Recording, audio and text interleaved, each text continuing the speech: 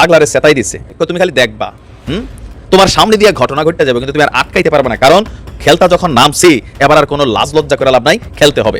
তবে এখনো খেলাটা একটা পর্দার অন্তরালেই খেলছে।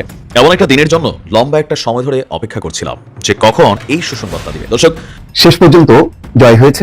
কিভাবে জয়ী হলে তার একটা বিশ্লেষণ চলছে নানা পর্যায়ে। এই ক্ষেত্রে তিনি অসাধারণ নৈপুণ্য দেখিয়েছেন। নৈপুণ্য দেখিয়ে পুরো বিষয়টা এমন ভাবে উল্টাই দিছে, এখন প্রথমেই একটা মন জয় করার মতন। মুহূর্তের মধ্যেই চারদিকে জয়ধ্বনি। তো এদের চাইতে শ্রেষ্ঠ আর কারা আছে? চমক দেখিয়ে দিল। ইতিহাসে কেউ ঘোষণা করতে পারেনি, ইতিহাসে ছিল বলে আমার জানা নেই। শেখ হাসিনা গিয়েছে যে পথে, সে পথেই যাচ্ছে নরেন্দ্র মোদী। নরেন্দ্র মোদীকেও ভারত ছেড়ে পালাতে হবে এখন।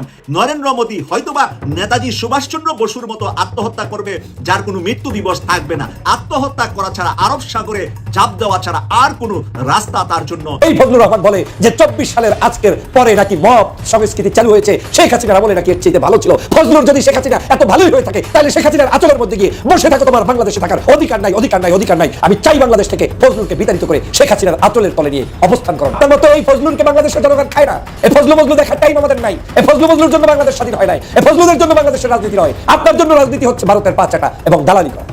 ঢাকা বিশ্ববিদ্যালয়ের 39,000 ভোটারের প্রত্যেকের মাথার ভিতরে একটা চক্কর দিয়েছে। সর্বনাশ! এটা কি হলো? ছাত্র শিবির এটা কি করলো? এটা কেমন চমক দেখালো ছাত্র শিবির? মানে সবাই হতভম্ব হয়ে গেছে, আশ্চর্য হয়ে গেছে যে এটা কি করে সম্ভব। এরকম তো, এটা তো কারোর মাথার ভিতরেই ঢোকে নাই।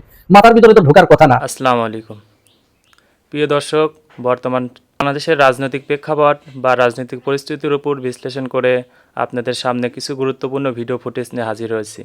এমনকি দর্শক, আমি আশা করছি যারা ভিডিওটি অন করেছেন তারা ভিডিওটি না টেনে সম্পূর্ণ মনোযোগ সহকারে দেখবেন, তাহলে এই ভিডিওর মূল রহস্য বা আসল ঘটনাগুলো জানতে বা বুঝতে পারবেন। তো প্রিয় দর্শক, আমি আর বেশি কথা বাড়াবো না, চলুন দেখে আসি আজকের সেই কাঙ্ক্ষিত ভিডিওগুলো।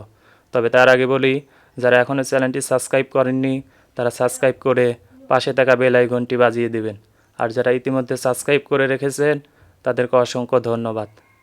তো চলুন দর্শক, একটা লাইক দিয়ে আমরা ধারাবাহিকভাবে সকল ভিডিওর বিস্তারিত আলোচনা দেখে আসি। এই ফজলুর রহমান বলে যে 24 সালের আজকের পরে নাকি মব সংস্কৃতি চালু হয়েছে, শেখ হাসিনা বলে নাকি এর চেয়ে ভালো ছিল। ফজলুর যদি শেখ হাসিনা এত ভালোই হয়ে থাকে, তাহলে শেখ হাসিনার আচলের মধ্যে গিয়ে বসে থাকো, তোমার বাংলাদেশে থাকার অধিকার নাই, অধিকার নাই, অধিকার নাই। আমি চাই বাংলাদেশ থেকে ফজলুরকে বিতাড়িত করে শেখ হাসিনার আচলের তলে নিয়ে অবস্থান করো। তার মতো এই ফজলুরকে বাংলাদেশের জনগণ খায় না।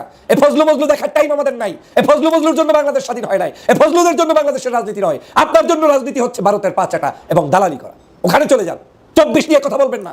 24-এর কোনো অধিকার আপনার নাই। 24-এ গণতন্ত্র এবং 24-এর বিপ্লব নিয়ে একটা মিথ্যাচার আর করবেন না। কাউকে নতুন রাজাকার ট্যাগ লাগানোর চেষ্টা করবেন না। কাউকে নতুন করে আবার মব জাস্টিসের মধ্যে ফালানোর চেষ্টা করবেন না।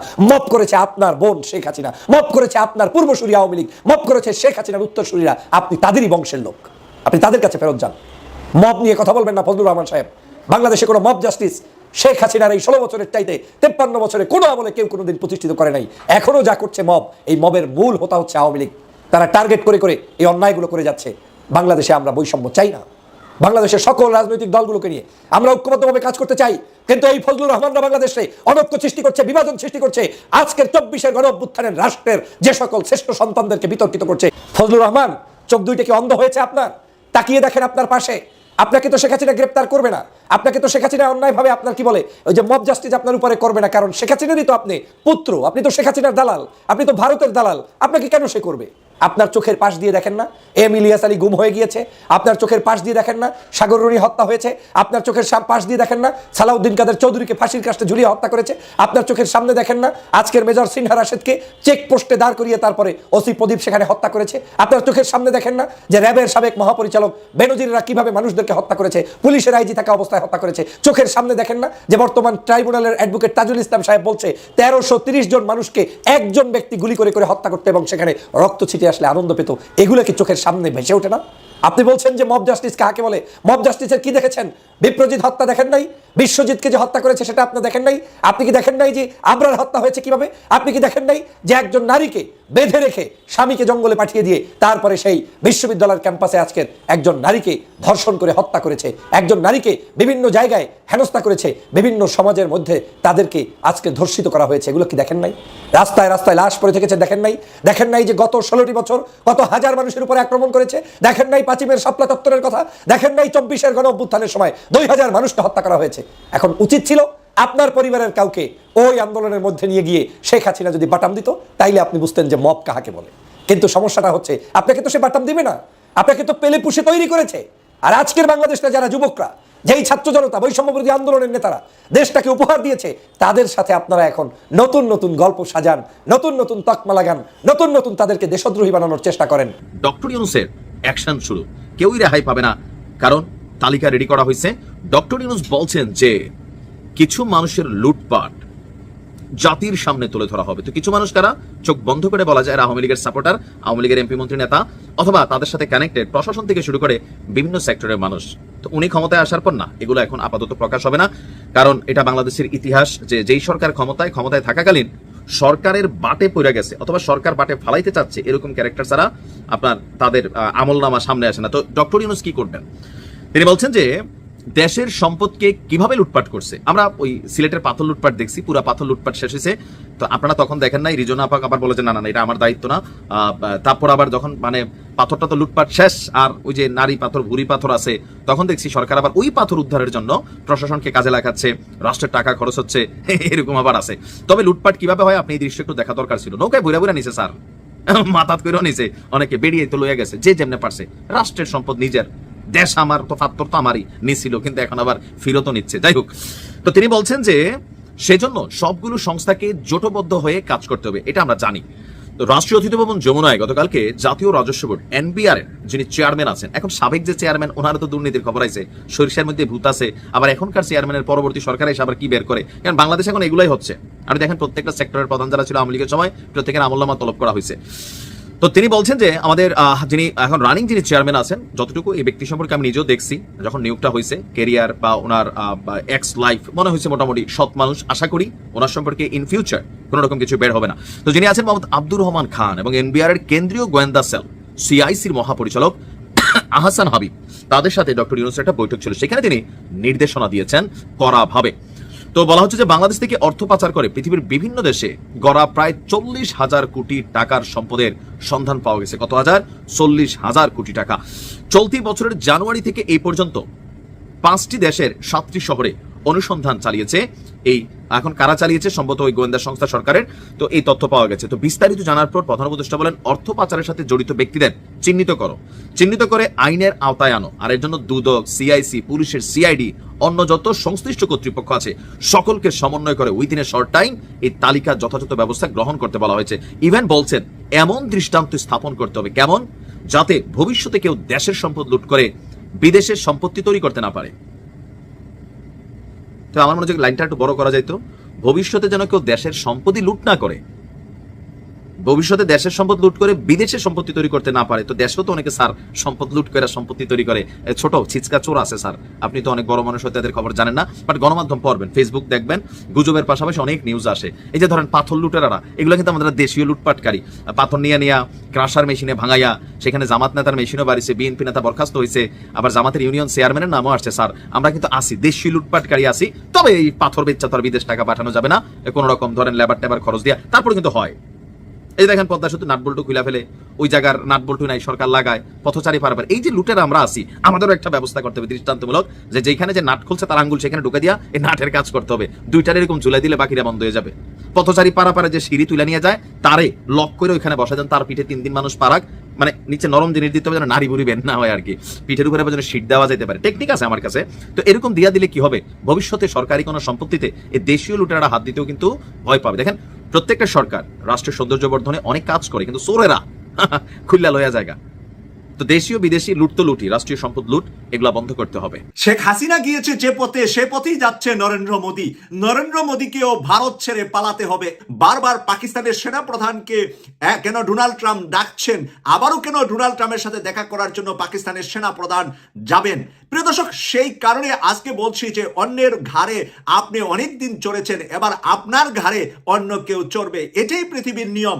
আপনি যত বড় অত্যাচারী হবেন, আপনার জন্য আরেকজন বড় অত্যাচারী তৈরি হবে আপনাকে তার বদলা নেওয়ার জন্য। ক্ষেতের ইটা খেতে ভাঙ্গে আল্লাহ লাইলে তুলে না, এরকম একটি কথা গ্রামের ভাষায় আমি বলছি। আমি তো গ্রামের ছেলে, ছোটবেলায় আব্বা তখন গরু পালতেন, হাল চাষ করতেন, ওই যে ইটা হতো সেগুলো আমরা মই দিয়ে আবার লেবেল করতাম। তাই সেই গ্রামের ভাষায় বললাম যে ভারত বাংলাদেশের উপর অত্যাচার নির্যাতন প্রচুর করেছে শেখ হাসিনাকে দিয়ে। বাংলাদেশের আলেম উলামা, একজন সেনা বাহিনীর এক কসাইকে দিয়ে 1030 জন মানুষকে গুলি করে হত্যা করে মেরেছে। সে স্বীকারোক্তি করেছে আন্তর্জাতিক অপরাধ ট্রাইব্যুনালে। আপনারা দেখছেন মেজর জেনারেল জিয়াউল আহসান এই কথাটা কিন্তু স্বীকার এসেছে। প্রিয় দর্শক, এই খুনিগুলা কে বানিয়েছে? ভারত বানিয়েছিল বাংলাদেশের জন্য। আজকে ভারতকে শাস্তা করছে পাকিস্তান দিয়ে।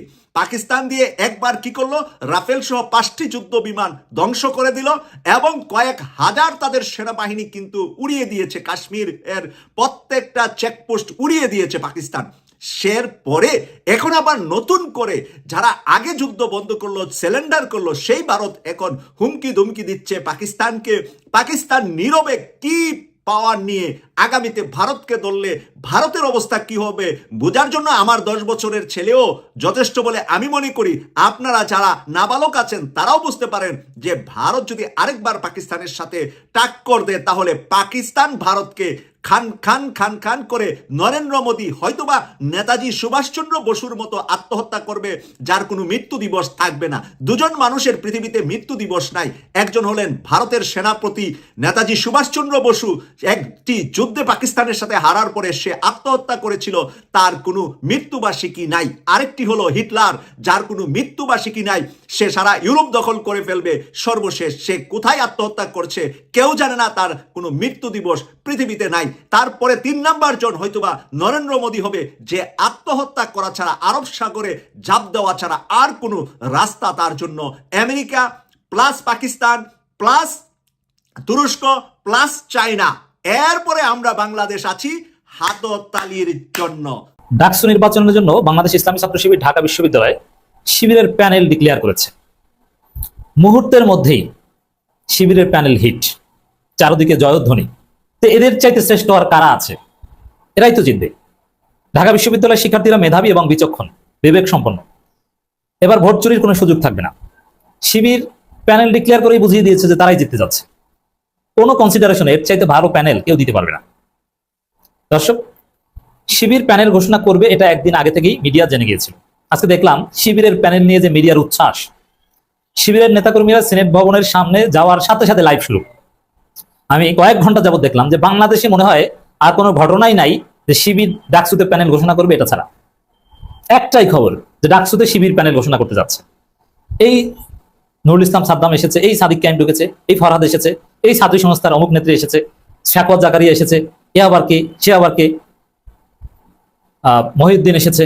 মানে অন্যরকম একটা হাইপ। সাথে সাথে জাতীয়ভাবে নির্বাচন ঢাকা বিশ্ববিদ্যালয় ডাকসুতে, কিন্তু জাতীয়ভাবে তোল পার সৃষ্টি হয়েছে শিবিরের প্যানেল ঘোষণা নিয়ে। সমগ্র জাতির দৃষ্টি ছিল।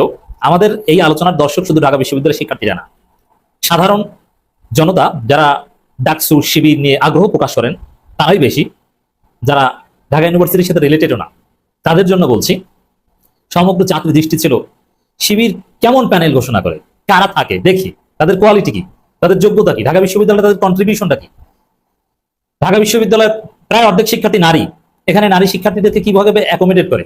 আবার আমাদের দর্শকের অনেকের আগ্রহ ছিল এখানে যারা থাকবে তাদের সবাই, মানে নারী যারা থাকবে তাদের সবাই কি হিজাব পরা থাকবে, মুখ আটকানো থাকবে না, খোলা থাকবে, চুল খোলা 2-1 থাকবে কিনা, নানান আগ্রহ।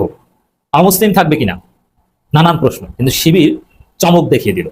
শিবির যা দেখিয়েছে, শিবির যে প্যানেল ঘোষণা করেছে, ঢাকা বিশ্ববিদ্যালয়ের 1921 সালের পর থেকে যতবার ডাকসু নির্বাচন হয়েছে এরকম শ্রেষ্ঠ কোনো প্যানেল ইতিহাসে কেউ ঘোষণা করতে পারেনি। অসাধারণ প্যানেল। শুধু ডাকসু না, বাংলাদেশের ছাত্র সংসদ নির্বাচনের ইতিহাসে এত যোগ্য হেভিওয়েট কোন প্যানেল ইতিহাসে ছিল বলে আমার জানা নেই। প্রিয় দর্শক, আমি আশা করছি ভিডিওটি সম্পূর্ণ মনোযোগ সহকারে দেখেছেন। সেই সাথে ভিডিও সম্পর্কিত কোনো তথ্য বা মতামত থাকলে কমেন্ট বক্সে জানিয়ে যাবেন। আজকের মতন এখানে শেষ করছি। ফিরে আসছি আগামী দিনে অন্য কোনো টপিকস নিয়ে। সে পর্যন্ত ভালো থাকবেন। আল্লাহ হাফেজ।